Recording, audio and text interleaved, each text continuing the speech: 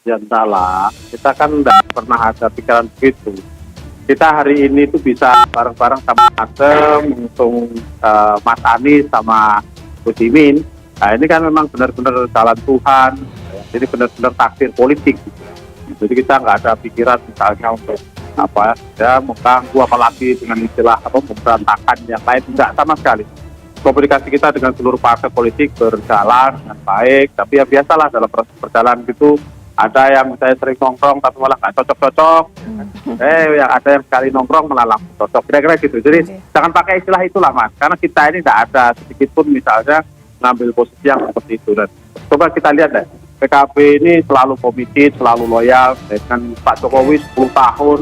Kita komit, kita loyal dengan Pak Prabowo, ketika di KKIR kita juga komit dan loyal. Jadi itu menjadi karakter dari PKB. Sehingga ketika hari ini kita mengambil keputusan bersama-sama dengan Nasdem untuk Mas Anies dan Gus Imin, ya ini memang sudah bagian dari takdir politik lah, karena memang kita semuanya butuh takdir politik untuk Indonesia yang lebih baik. Ya, kita tangkap poinnya. Tapi tadi ada yang menarik juga yang disampaikan oleh Mas Hanta, soal kita kan fokus soal alasan kenapa Gus Imin yang dipilih ya.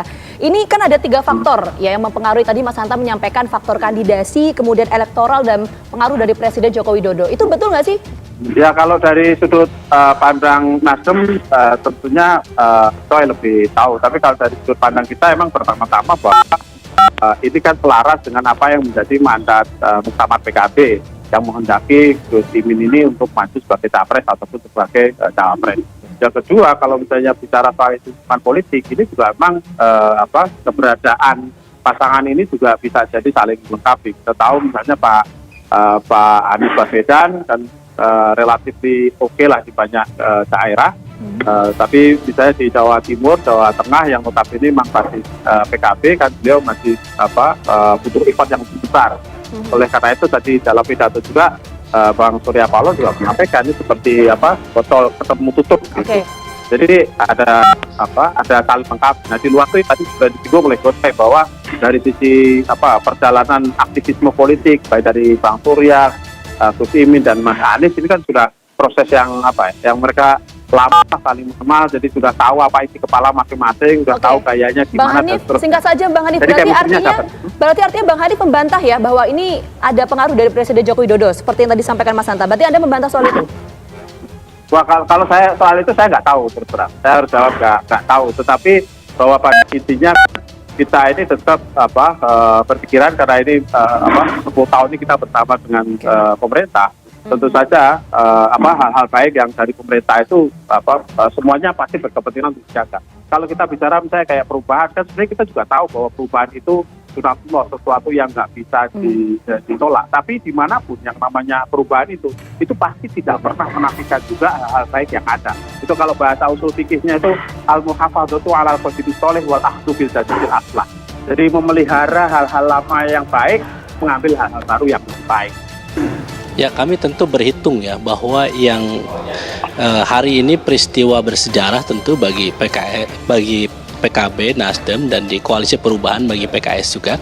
Dan kami ingin menegaskan bahwa PKS tegak lurus mengusung Mas Anies Baswedan sebagai calon presiden. Saya kira itu yang paling penting yang ingin kami sampaikan. Adapun yang kedua, cawapres, sebagaimana kami tentu masih memegang piagam Koalisi Perubahan untuk Persatuan itu, di mana memang diserahkan kepada Pak Anies, dan kemudian hari ini mungkin Pak Anies sudah memutuskan, tetapi di internal kami harus membahas ini di Musyawarah Maju Syuro. Jadi rute itu, aturan itu, legal formal itu yang harus kamu lalui ya, dan kami yakin insya Allah ya dengan diputuskannya Caimin sebagai calon wakil presidennya Mas Anies, maka insya Allah ini akan yang terbaik. Jadi kami konsisten di situ, tetapi tadi kami harus ikut Musyawarah Maju Syuro. Itu dia. Dan yang kedua, kami harus tegaskan bahwa kalau kita ingin menang, maka tentu harus bersatu. Koalisi Perubahan untuk Persatuan.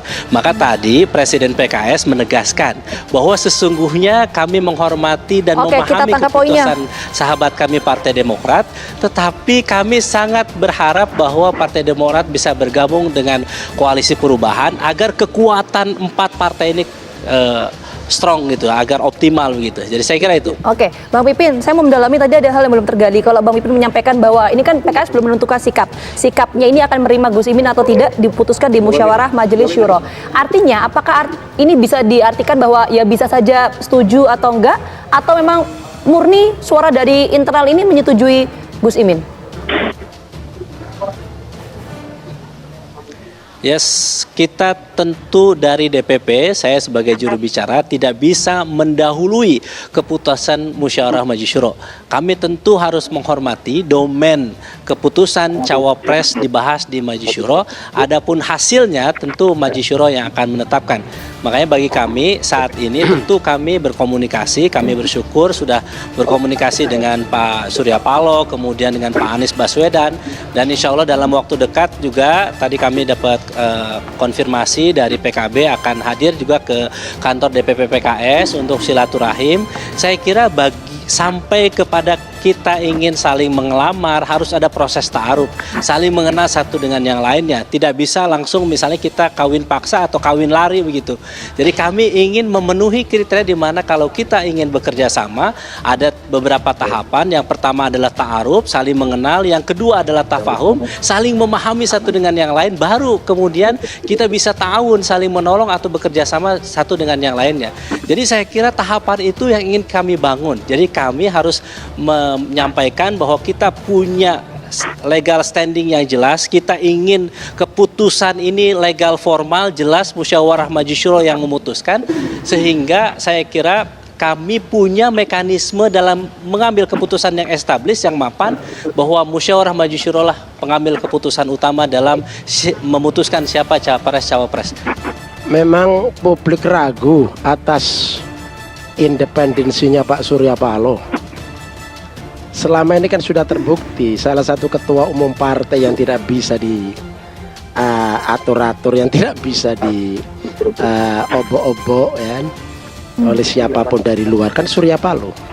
Jadi keputusan ini atas dasar pikiran, hati, feeling, berbagai referensi dan kepentingan untuk bangsa dan negara, murni. Oke. Itu satu. Jadi itu perlu kita tegaskan. Yang kedua, terkait dengan PKS, saya yakin PKS meskipun tetap ada mekanisme seperti yang disampaikan tadi, ada ta'aruf, tafahum, ta'awun. Sebetulnya sudah lama ta'aruf itu dalam bentuknya yang ya, tafahum sudah lama, ta'awun. Jadi sekarang itu tinggal ta'awun sebetulnya.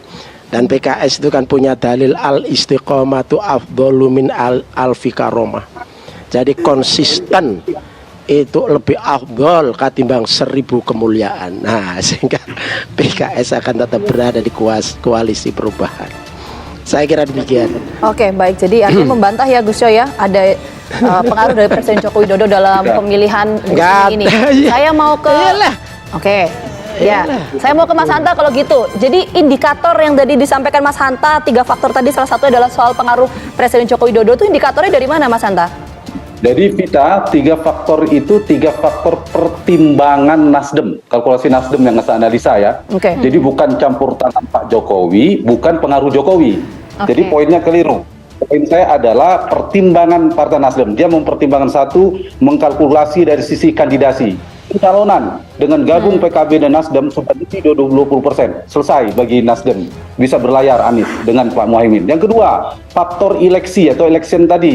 Pertimbangan elektoral supaya saling melengkapi, Anies lemah di mana, membutuhkan wakil di mana. Itu jadi pertimbangan seperti saya jelaskan. Yang ketiga, nah, Partai Nasdem mempertimbangkan Pak Jokowi.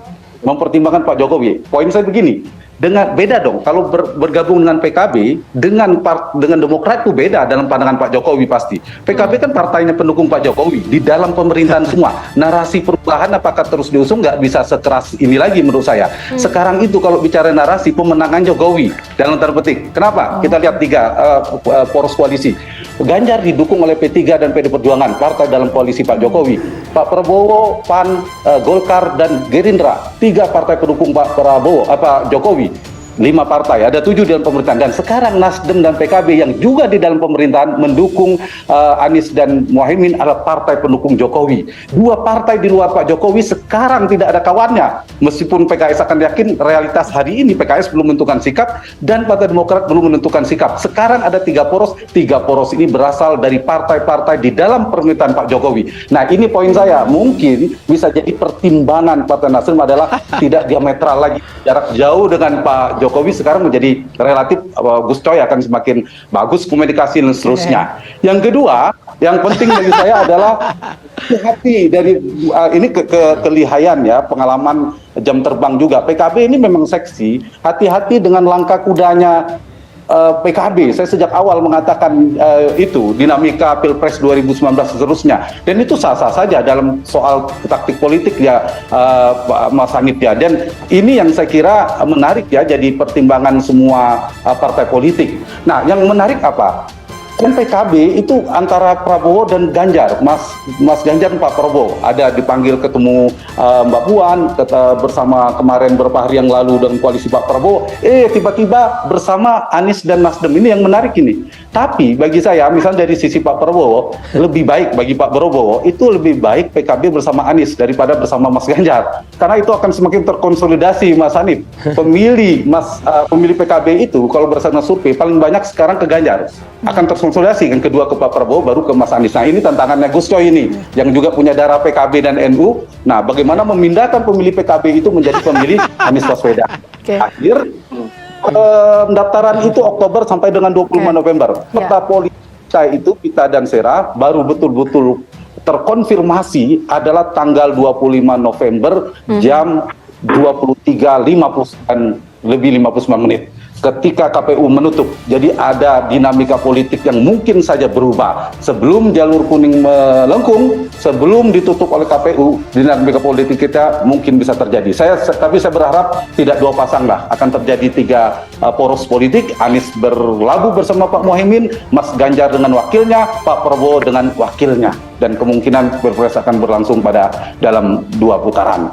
Kalau PKS nggak gabung, ada potensi 4 poros. Kalau PKS bersama P3 dan Demokrat. Tapi nampaknya dari Mas Pipin, saya lihat dari konferensi persnya PKS menghormati Partai Demokrat, menghormati deklarasi hari ini, menghormati sikap PKB bergabung. Dari kalimatnya ada potensi bergabung seperti Gus Coy sampaikan tadi.